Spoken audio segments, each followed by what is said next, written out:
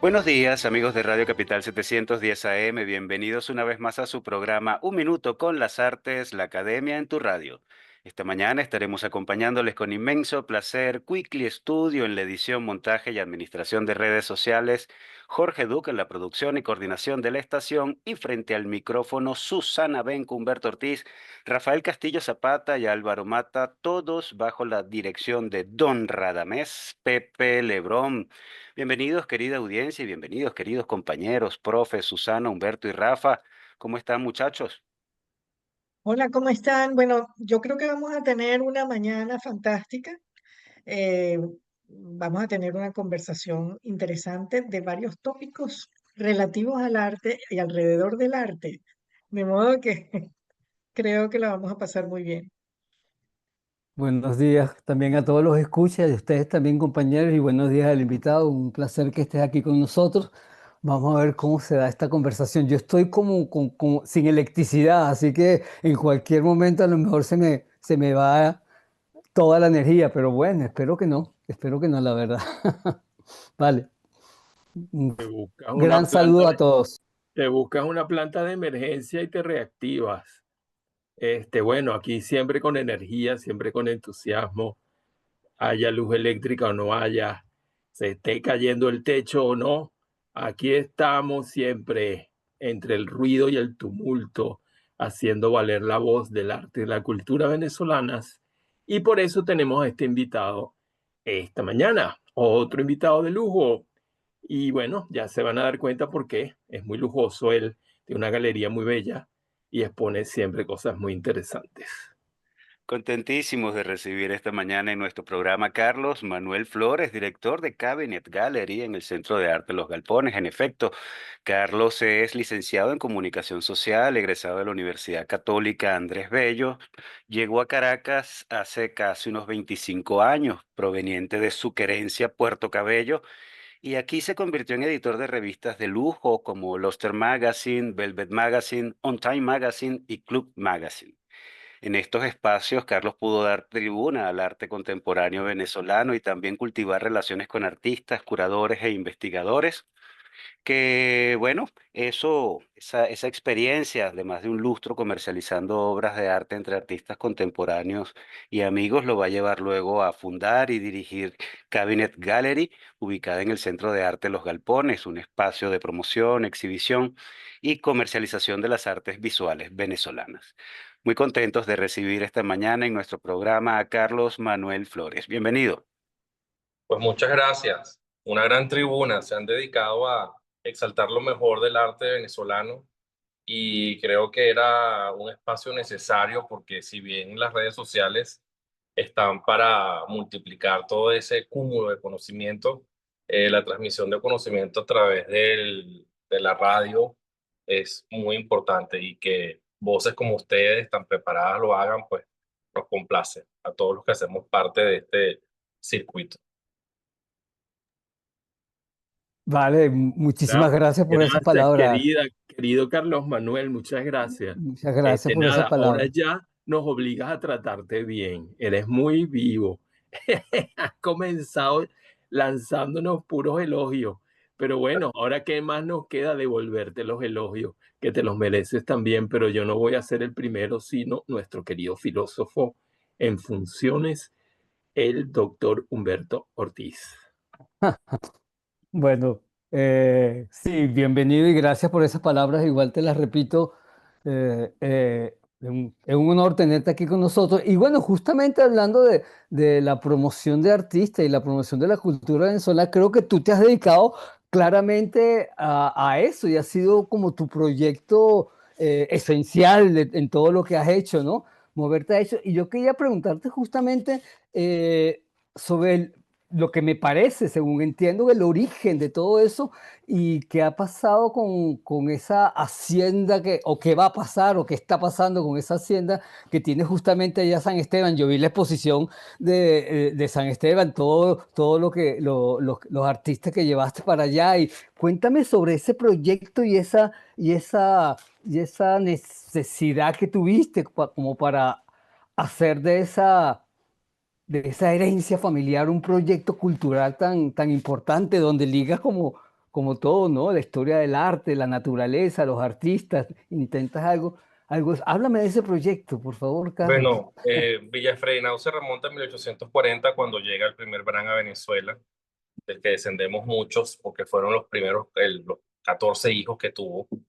Entonces, bueno, ahí se fue gestando, no solo en esa casa, sino en ese caserío mínimo, con una historia máxima llamada San Esteban, se fue gestando los primeros, no sé si los primeros, pero Carlos Duarte me dijo que él consideraba que había sido el primer country club intelectual del país. Entonces, porque bueno, eran 20 familias que tenían los negocios en Puerto Cabello, vivían en San Esteban y desarrollaban una vida en medio de la selva húmeda tropical.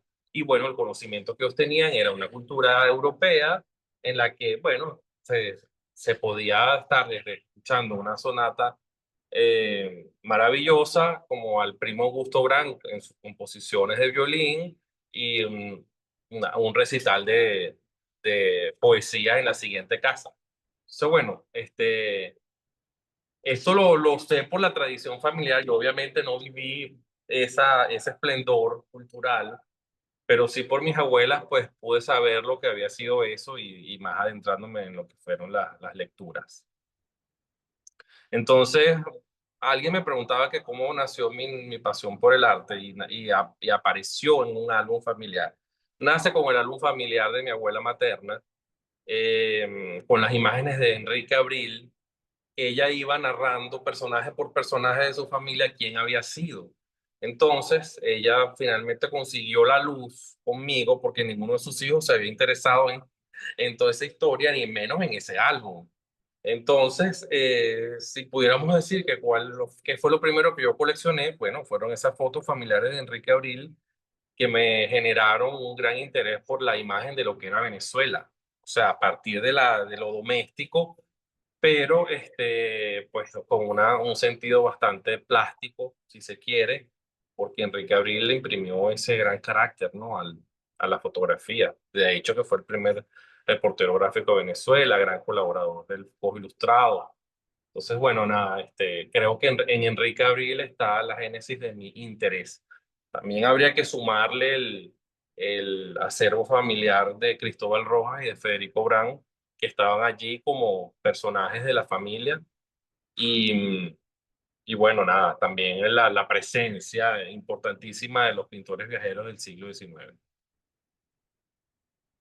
Ahora, y el proyecto ahora, esa villa ahora, sigues trabajando allá, sí, a pesar que está mudado aquí a Caracas, pero ese proyecto de seguir trabajando allá sigue vigente, Sí, sigue sí, actual. el plan de la exposición anterior a la actual que está exhibida, que se llamó San Esteban Retrata un Lugar, era parte de ese plan maestro. Digo maestro porque en verdad siento un gran amor por ese pueblo, de poner nuevamente sobre la lupa geográfica, sobre los mapas, el conocimiento de ese rincón carabobeño llamado San Esteban. Entonces, bueno, va más allá de Villafridenao, porque aún existe un museo que se llama Villavicencio, que es el que está al lado, y otras casas privadas que se han mantenido en pie, y bueno, el plan es que en algún momento eso vuelva a resurgir.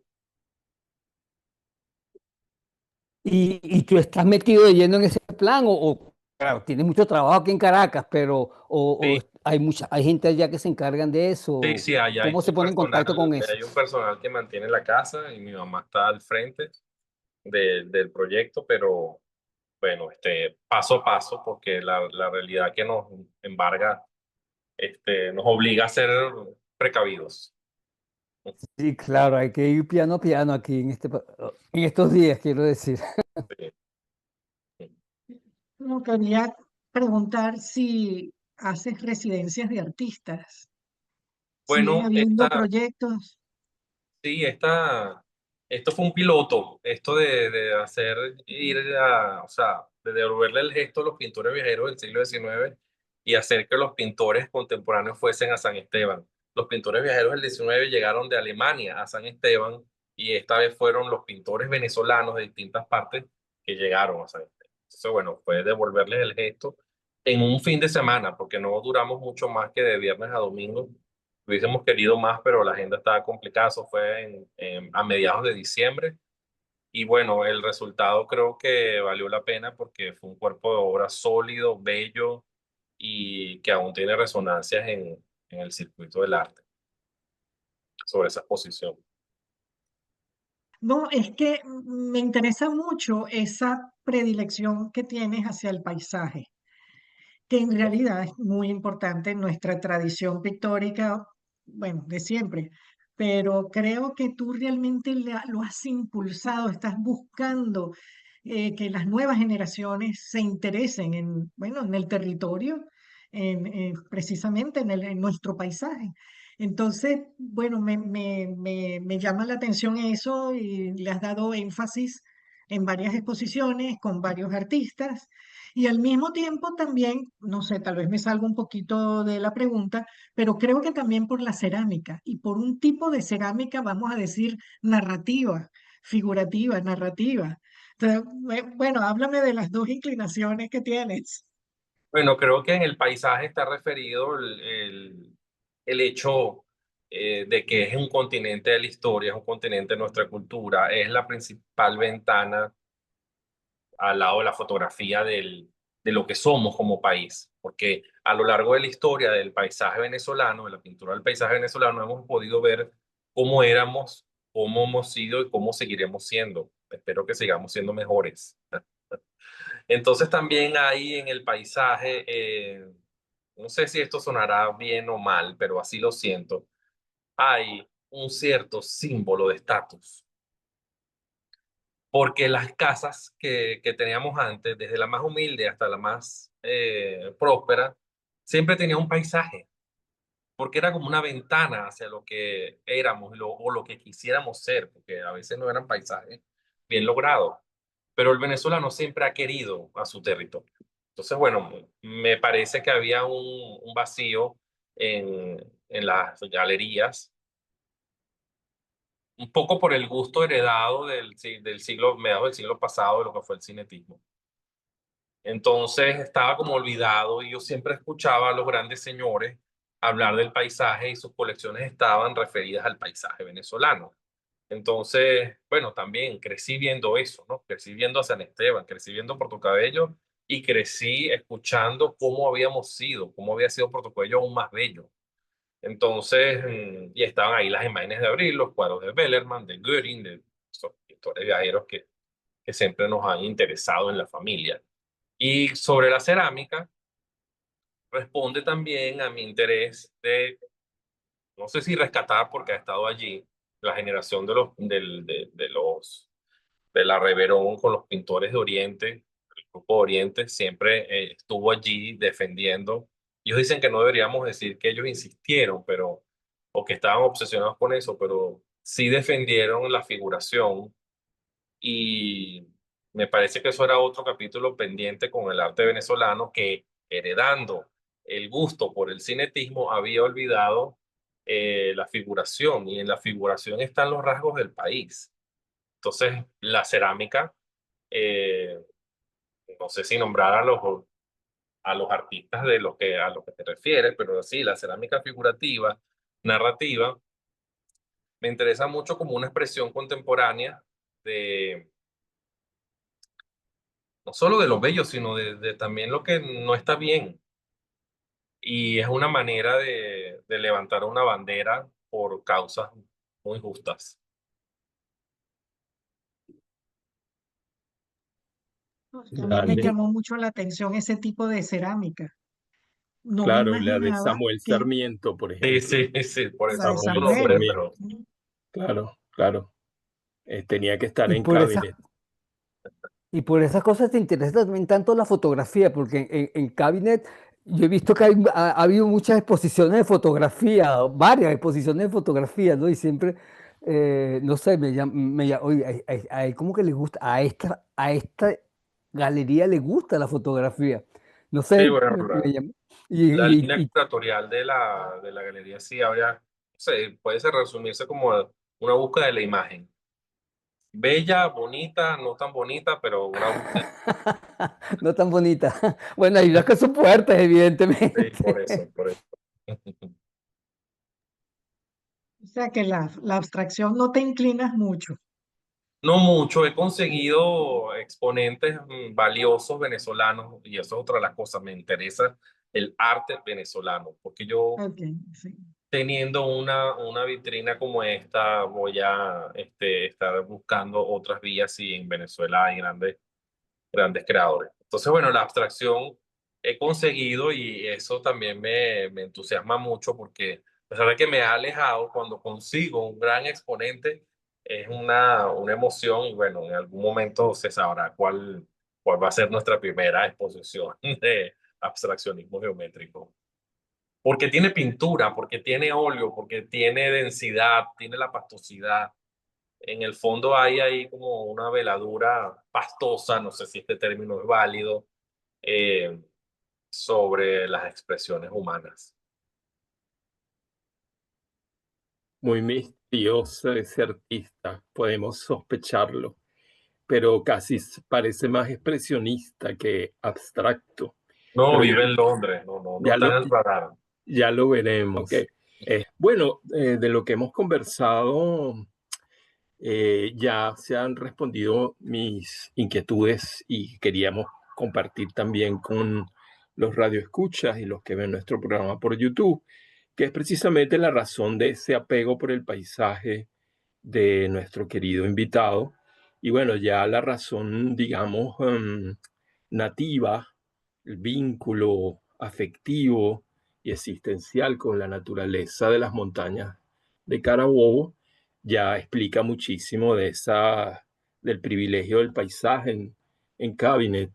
Y también por la otra razón más bien teórica e histórica, según ha dicho ahora, de que es como una respuesta al supuesto, ¿verdad?, que está en discusión, el predominio del arte cinético, del arte abstracto en nuestra modernidad, que ha ocultado supuestamente esa otra tradición de lo figurativo. Yo creo que han corrido paralelas todo el tiempo. Y bueno, muestra de ello es que tienes material abundante para mostrar en tu galería, no solamente de los pintores emergentes, que está bien, está muy bien porque creo que muestra que el paisaje no ha muerto, el paisajismo no ha muerto y que tiene mucha potencia con los artistas que has mostrado en varias colectivas y, por ejemplo, ahora tienes en escena dos grandes maestras del paisajismo venezolano, es decir, nuestra querida Elisa Elvira Zuluaga, que yo adoro particularmente su manera de pintar el paisaje, y Gloria Pérez Guevara. O sea, que está jugando en varios planos a la vez como galerista, el pasado y el presente inmediato. Por ejemplo, ahorita una demostración de ese trabajo simultáneo, como en dos planos, en dos esferas de problemas, la tradición y la actualidad. Tienes ahora en galería, en tus dos espacios, estás creciendo, estás volviendo un acaparador de espacios en los galpones. Supongo que vendrá otro por allí para arte abstracto exclusivamente, Cabinet Abstract. Y bueno, así como tenemos Cabinet Landscape. Bueno, ahorita tienes a Elisa Elvira y a Gloria Pérez Guevara en una salita, tu salita original, ¿verdad? Y ahora en la gran sala nueva tienes una colectiva bastante peculiar que se llama Precario, la fragilidad de las cosas. El título es bellísimo y luego nos vas a contar, si quieres, cómo surge la idea de hacer precario. Después de la exuberancia de los paisajes, la belleza impactante de, ¿cómo se llamó esa exposición? Se llamó, eh, lo tenía por aquí anotado, pero se llamó Negro. Negritud. Negritud, esa. Después de esa exposición, ahora venimos con, bueno, has hecho de Onar Quiñones, has hecho toda la idea del sentido encendido, que mezclaste paisaje con cerámica, es decir, todo muy, muy interesante y muy estimulante. Y parecían todas esas exposiciones muy alejadas de la precariedad. ¿Por qué ahora la precariedad? ¿Qué pasa? ¿Qué te motivó a hacer una exhibición sobre el arte y la precariedad? Bueno, el motor fueron unas piezas de José Vivienes del 2005. Él me hace saber que en Maturín, en su casa natal, hay unas piezas que hay que repatriar a Caracas, traerse a Caracas. Y bueno, organizamos el viaje y llegan las piezas y una cosa era lo que yo había visto en imágenes, en fotos, y otra cosa era ver esas piezas tan maravillosas. Entonces, él me hace llegar el texto de Federica Palomero, de lo que fue esa exposición en el 2009, creo fue, y ella hablaba allí de la estética del deterioro. Entonces fue un concepto que me llamó poderosamente la atención porque pareciera que nos vamos acostumbrando a esa estética del deterioro y no nos damos cuenta del tránsito de lo bello a lo feo, aunque decía Baudelaire que lo bello siempre es raro. Entonces me interesó muchísimo cómo esas esculturas o esos objetos podían detonar las metáforas visuales de la realidad que nos embarga. Entonces, también para demostrar una visión contemporánea y no tan anacrónica del paisaje y de la figuración, entonces me propuse hacer esta exposición, ya definiéndola como precario, la fragilidad de las cosas, y llamando a una experta en la contemporaneidad, que es Ruth Auerbach, para que hiciera la curaduría de la exposición y ella maneja el tema al dedillo. Entonces, bueno, creo que el resultado se logró y ahí está una muestra de cómo desde esa fragilidad, desde esa, sí, precariedad, se pueden generar discursos, no sé si políticos, pero sí al menos contemporáneos y de defensa. O casos críticos.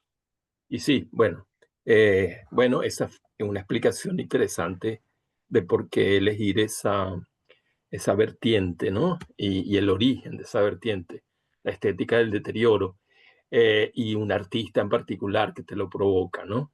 Eso parece interesante. La otra cosa es cómo está funcionando ahorita en las galerías el fenómeno de lo colectivo. Veo que muchas galerías hacen colectivas. ¿Eso a qué responde? ¿Una razón histórica, una razón económica, una razón estética propiamente dicha de la historia del arte en Venezuela o a múltiples factores? Bueno, recogería tu última frase de los múltiples factores porque finalmente hay allí una posibilidad de una experiencia confrontativa entre los distintos artistas que puedan participar. Y eso acarrea a su vez un detonante como de una gran alegría, de una gran emoción con los coleccionistas y los consumidores de arte, porque genera como eso, como una emoción para ver qué presentó cuál y termina desembocando en pues una efectividad comercial, porque ajá, toca las fibras como múltiples fibras. Entonces, bueno, también la tradición venezolana ha hecho eso de poner en relieve en una misma sala a artistas de distintas edades, de distintas trayectorias, sobre un tema para analizarlo tan pluralmente.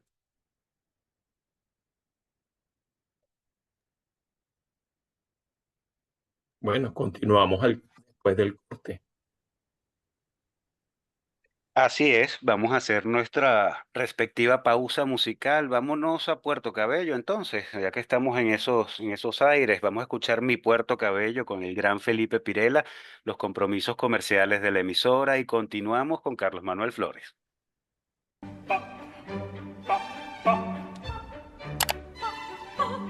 Regresamos, amigos oyentes, después de haber escuchado este temazo con el inmortal Felipe Pirela, Mi Puerto Cabello y los compromisos comerciales de la emisora.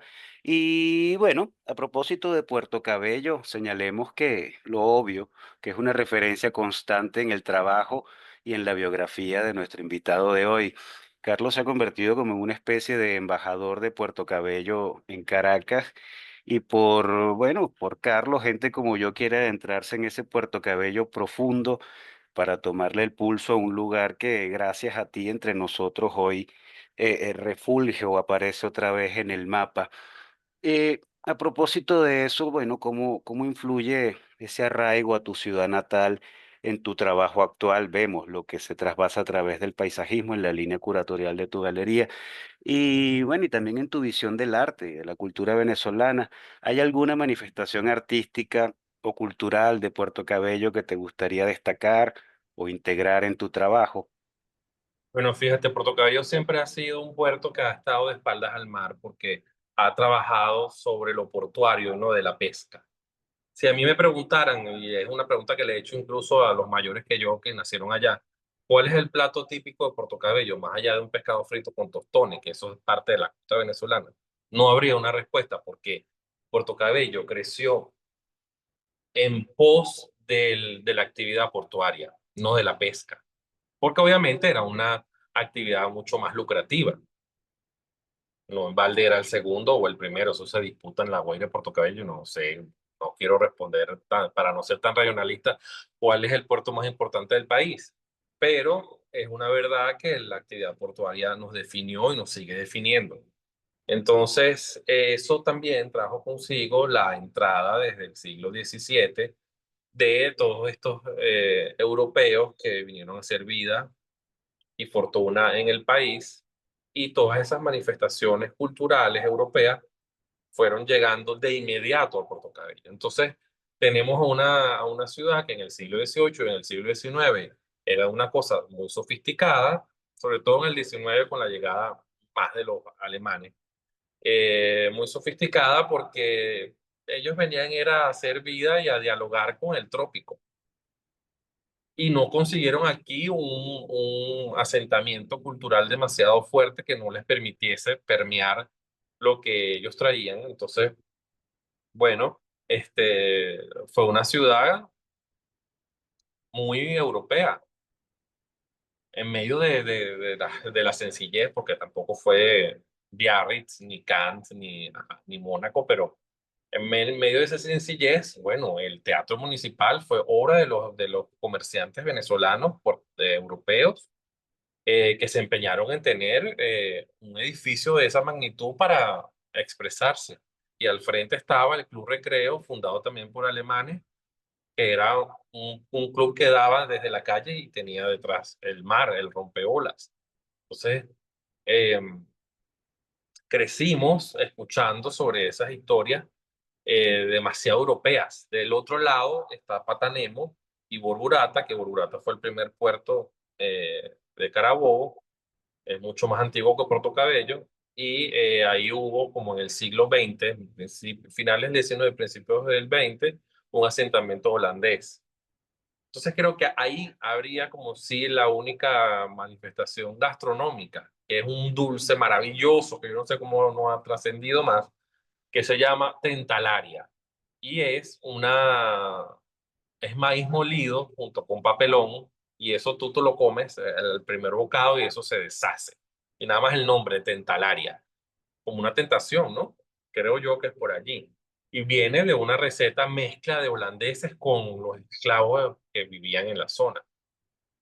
Patanemo, que también sigue siendo Puerto Cabello, eh, bueno, fue una región de afrodescendientes que trabajaban en las haciendas aledañas, y ellos allí tienen las manifestaciones del tambor, que repercuten hoy en día, la fiesta de San Juan, y allí nació un pintor olvidado porque, bueno, era local, tuvo exposiciones en las Antillas, y en algún momento trataré de hacerlo volver a la luz. Él le decían el niño bonito, se llama Gregorio Mijares.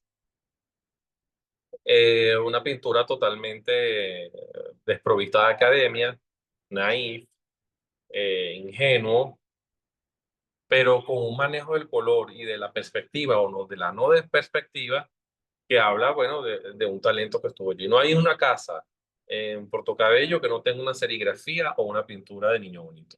Ninguna, ningún edificio oficial de ninguna de las alcaldías y las gobernaciones que no lo tenga, porque Valencia, hasta en Valencia hay ese cariño por este artista.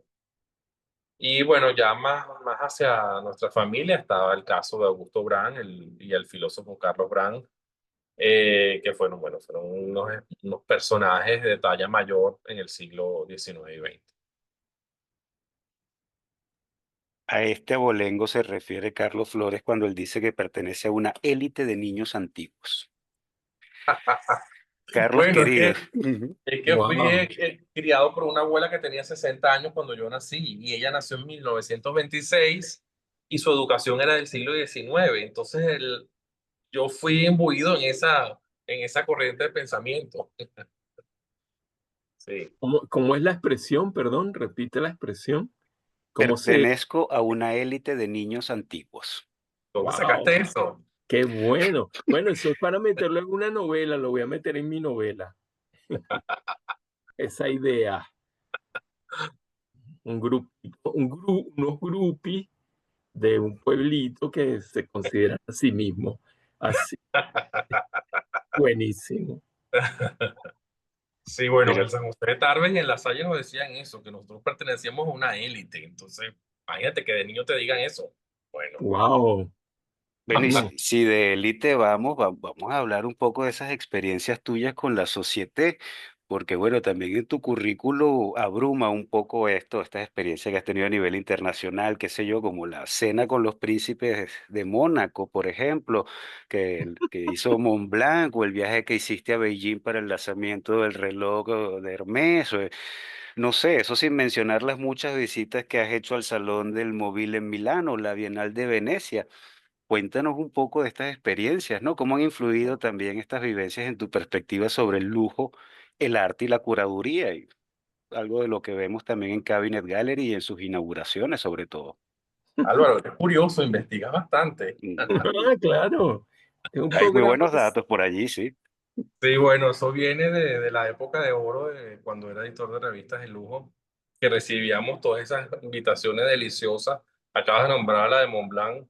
No sé si la de Montblanc o la de Beijing fue una más alucinante que la otra, pero en el de Montblanc, por ejemplo, una de las preguntas del itinerario que hacían desde Hamburgo para acá era: ¿cómo prefiere usted llegar a Monte Carlo? Porque hay que llegar a Niza, en Monte Carlo no hay aeropuerto.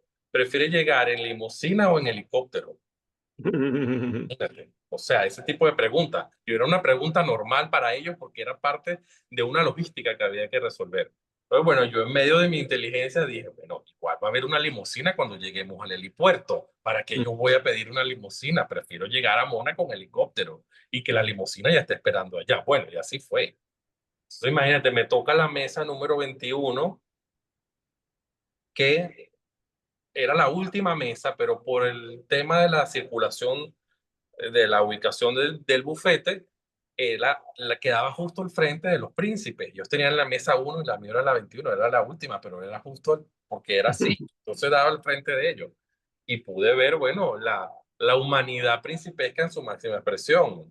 Quiero decir con esto a Alberto y Charlene comiendo como una gente normal. Nada de grandes exquisiteces con los modales. Entonces, me di cuenta de que al final príncipes o plebeyos somos lo mismo, ¿no? Humanos. Eso es un gran aprendizaje, Carlos Sí, Manuel. Algo bueno te quedó sí, de sí. esos roces. Y bueno, ya en el caso de China, que fue el lanzamiento del reloj Le Temps Suspendu, que es el tiempo suspendido, con pulsar un botón, el tiempo se detiene y ellos lo que invitan con eso es a que disfrutes el tiempo en familia, un poco el leitmotiv de la Maison Hermès. Eh, el asunto era llegar a Beijing. Primero llegabas a París porque no había vuelo directo, obviamente, y después llegas a Beijing y ellos recrearon su propio Alicia en el País de las Maravillas para conocer el reloj. Entonces, lo primero que había que hacer, imagínate para un venezolano como yo o como cualquiera, que te digan, deje su reloj aquí. O sea, entonces había que dejarlo en una bolsita. Para mí eso era como, "Mire, si me roban mi reloj", pero imagínate, en Hermes, en Beijing, que te van a estar robando el reloj, por favor. Pero bueno, esa fue la primera reacción que yo tuve. Ay, voy a dejar mi reloj. Bueno, era para que te olvidaras el tiempo y entrabas en el mágico Alicia, el mágico país de Alicia en las Maravillas, ¿no? Entonces recorrimos todos aquellos escenarios, que era como una gran obra de teatro por estaciones, y después el gran buffet del almuerzo bajo una carpa en medio del aeródromo de Beijing. Y daba la casualidad que en ese momento Antonio Ochoa Picardo, el arquitecto venezolano, estaba viviendo en Beijing, y le anuncié de mi visita a través de Marva Griffin, que es la venezolana curadora del Salón de Satélite de Milano, que yo iba, y casualmente me tocó hospedarme en una de las casas que él diseñó, Antonio Ochoa Picardo, en la Muralla China. Era un hotel en que varios arquitectos habían hecho sus intervenciones. Entonces, me tocó justo la de él. Entonces, muy emocionado, organizamos después una visita por el Beijing de Antonio Ochoa Picardo, que tenía los accesos para llegar a donde fuese. Y ahí conocí a Oliver Tiesken, que era un gran, o es un gran diseñador de moda vanguardista, que justo estaba en una discoteca de poco acceso, porque era muy, muy exclusiva. Pero bueno, con Antonio llegamos. Y después recorrí Beijing, ya el viaje de Hermes había finalizado, pero me quedé un tiempo más. Y la gente de Hermes, tan espléndida, decidió cubrir todos los gastos a pesar de que ya estaba fuera del programa. Entonces, bueno, episodios que sí van marcando y nutriendo la manera de ver las cosas y de hacer las cosas. Porque estando tan cerca del lujo, bueno, lo mínimo que puedes hacer es manejar los códigos para que tanto tus artistas como tus coleccionistas, como tus amigos y los que hacen vida del arte en Venezuela, pues se sientan más complacidos en las experiencias de las inauguraciones. Sí, con esto respondo tu pregunta. Sí, sigue siendo un privilegiado, un niño mimado de San Esteban. Bueno, qué buenas experiencias. Y bueno, yo soy muy amigo de Antonio, o sea que me encanta que lo hayas Sí. visto en China. Fue en el 2011, imagínate, yo era un Claro, bebé. claro. Sí. Bueno, no sé si da chance para otra pregunta, pero me da curiosidad cómo está el mercado del arte en Venezuela. ¿Funciona? Porque Sí, siempre se oye que no, pero yo quiero saber la verdad. no, mira, sí funciona, no funciona con las cifras de los 80 y los 90, menos con los formatos de los 80 y los 90, en la que los artistas podían comprarse la camioneta de última generación y una casa o un apartamento bien ubicado. Pero bueno, creo que si uno se ajusta a los nuevos tiempos, define estrategias de mercado, aterriza los precios con respecto a, por supuesto, la relación precio-valor, y hace de esa adquisición y de toda esa, sí, de esa adquisición y de todas esas ganas de seguir compartiendo con los artistas, una cosa sensata, aterrizada. Yo creo que es viable. Yo puedo hablar, doy fe de ese crecimiento y de esa actividad y esa constancia en cuanto al mercado, porque, bueno, la gente está ávida, hay nuevos,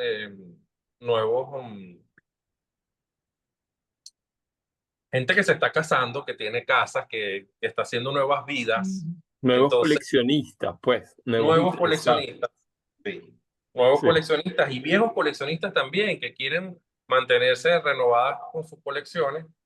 Y bueno, he estado enfocado en eso, a los viejos coleccionistas, siempre mimándolos y manteniéndolos informados, y buscando a los nuevos coleccionistas, porque si no los buscamos, ¿quiénes van a ser los siguientes? ¿Quiénes van a ser el pase de antorcha? Precisamente porque estoy, no sé si decirlo, pero bueno, ustedes lo editan si no está bien. Estoy un poco en contra de los engendros cinéticos y de los engendros del abstraccionismo geométrico. Entonces, ¿qué es lo que ellos han tenido como referencia para coleccionar?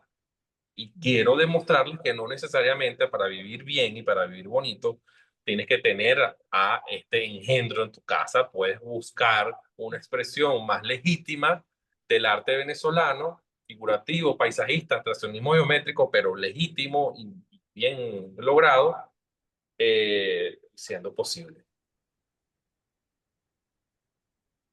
Bueno, en todo caso tienes muy buenos artistas y tienes algunos artistas que yo he trabajado con mucho placer en otros momentos y que cada vez veo mejor y mejor y mejor lo que ellos están presentando. O sea, realmente si para la figuración vamos, estamos en una nueva etapa figurativa interesantísima en el arte venezolano. De eso no cabe duda. Sí. Sí. Bueno, hecho este balance en esta conversa sabrosísima, querido Carlos, hemos llegado al final de nuestro programa. Qué gusto que nos hayas acompañado. El gusto es mío y siempre abiertas las puertas de Cabinet Gallery en el Centro de Arte de los Galpones para disfrutar y sumar voluntades. Claro que sí. Ah, Siempre gracias. Qué siempre bueno. estamos merodeando por esos dos espacios. Muy bello, sí. Sí. Gracias, Carlos. A ustedes, Dale, hasta la próxima. claro que sí. Bye.